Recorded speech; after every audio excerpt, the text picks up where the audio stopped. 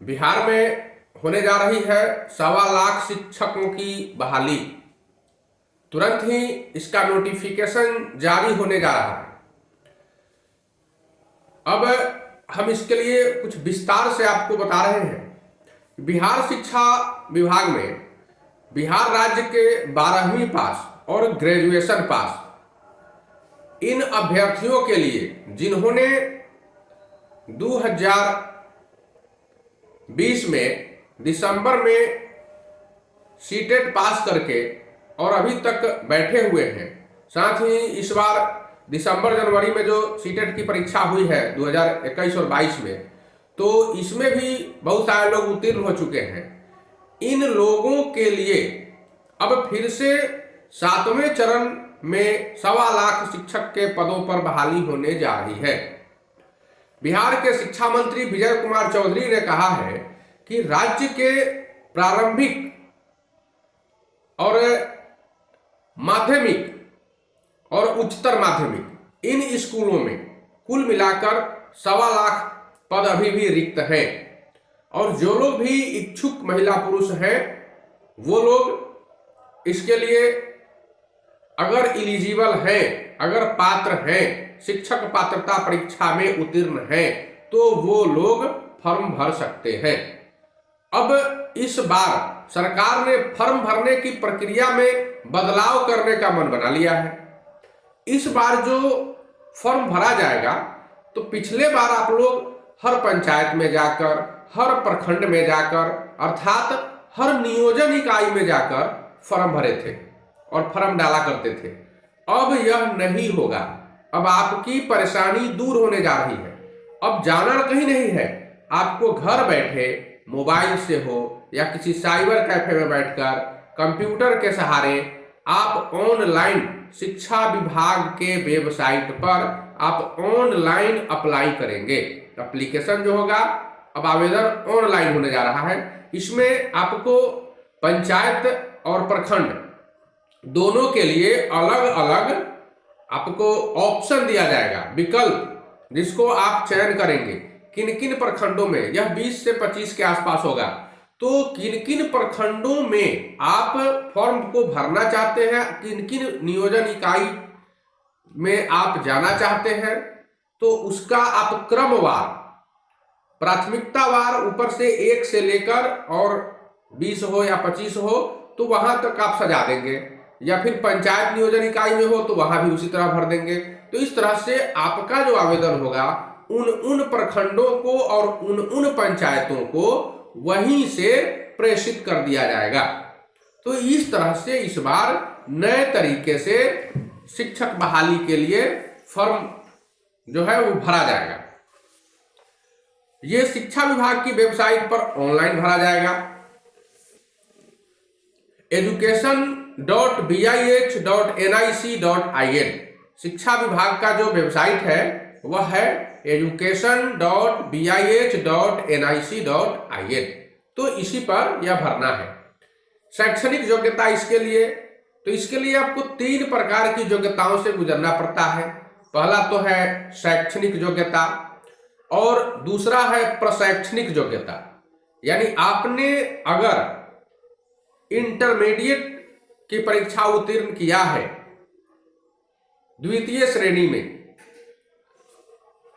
और या स्नातक की परीक्षा आपने उत्तीर्ण किया है, और फिर सीटेट या बिहार टेट या किसी भी अन्य राज्य के टेट की परीक्षा में आप उत्तीर्ण हैं, तो अगर आप 1 to 5 के लिए उत्तीर्ण हैं तो 1 to 5 में आप भर सकते हैं। अगर आप 6 to 8 में उत्तीर्ण हैं, स्नातक ग्रेड में आप जा सकते हैं। तो यह आपके ऊपर निर्भर करता है कि आप बेसिक ग्रेड में उत्तीर्ण हैं टेट या सीटेट में, या फिर स्नातक ग्रेड में उत्तीर्ण है टेट या सीटेट में। तो जिस ग्रेड में उत्तीर्ण है आप उसी ग्रेड में अपना फॉर्म भर सकते हैं। उम्र सीमा की कोई गारंटी नहीं है इसमें, क्योंकि यह सरकार ने निर्धारित किया है 35, 37, 38, 40, लेकिन ऐसा कुछ नहीं है। बार बार सरकार कुछ न कुछ छूट दे देती है आयु सीमा में, और 47, 48, 50 की उम्र तक भी लोग बहाल हो जाते हैं। तो ये पात्रता के मानदंडों के अनुसार सरकार बार बार नया नोटिफिकेशन जारी करती है और उसके अनुसार ये आपका बहाली हो जाता है। पिछले बार जो नोटिफिकेशन जारी हुआ था शिक्षक की बहाली की, तो नोटिफिकेशन जारी होने के एक सप्ताह बाद सीटेट का रिजल्ट आया था और बहुत लोग भरना चाहे थे। तो सरकार का कहना था कि नहीं, नोटिफिकेशन जारी होने के पहले अगर आपका रिजल्ट जारी हो गया होता तो आप भरने के पात्र थे। ये नोटिफिकेशन जारी होने के बाद आपका रिजल्ट आया है, इसलिए आप इसमें भरने के पात्र नहीं है।